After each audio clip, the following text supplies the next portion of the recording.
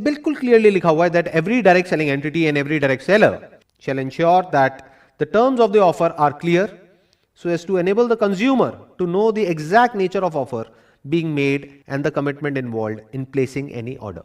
मतलब यूजुअली ऐसी कंपनीज में क्या होता है, ये आपके लिए एक तरीके का एक फनल बना देते हैं. यानी कि जब आप इन कंपनीज को ज्वाइन करते हो तो आपको कहा जाता है कि आपको सिर्फ 500 रुपए देना है या 1000 रुपए देना है. फिर वो 1000 रुपए देने के बाद में आपको पता लगता है कि आपको 5000 और देना है.